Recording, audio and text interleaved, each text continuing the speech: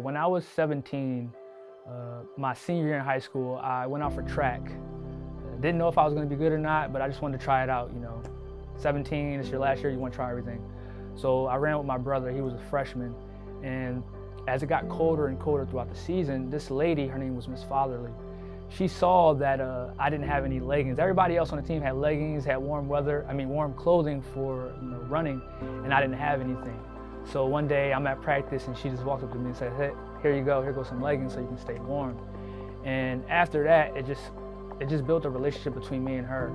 After that, she started to welcome me over her house for Sunday meals. We started going to church every Sunday.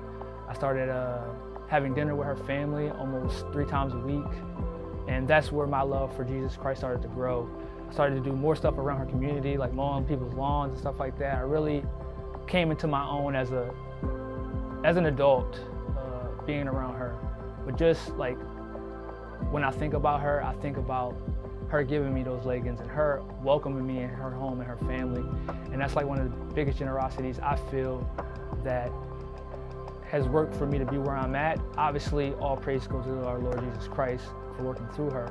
But as we sit on this earth, we see the vessels that he used to help bring his children to the light. So I thank her for that.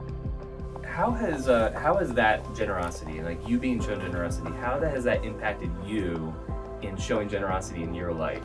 To do the same thing, to take people in, to be kind, to be generous, to open up your heart and your mind and your soul to somebody else, not knowing what they're going through, you'll be able to help them, and sitting down and talking with them, or just by communication, knowing if they need help, physically, emotionally, financially, all those things open up the door when you have dialogue with somebody. So when I look at that, it's like me working at First Church and over there at the CLC, when I have meals, I'm able to, when people don't have food, they can just walk in. Because there's been, I can say on 2 accounts where last week, this is the one where I was coming in to drop off food, and 2 people that regularly come to our community meal was walking up and down the street, and I'm like, what's going on? Why are they pacing back and forth? And then they came over to me and asked if we had any food for them to take home. And I didn't know what they wanted, so I just brought them into church, and we were able to, get a big bag for them, and they took a lot of food home just to eat for the next couple of days leading up to Wednesday. So just having the tools for one, the church that helps, give those tools to people, but also just having the heart to be able to give, and having that spirit that doesn't come from me, but comes from Jesus Christ.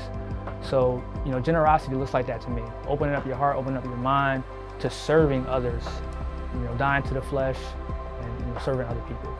If you give your life to the Lord, if you constantly seek Him, His Spirit will dwell in you, and you'll be able to do all the good things and produce all the good fruit that He wants you to produce for other people.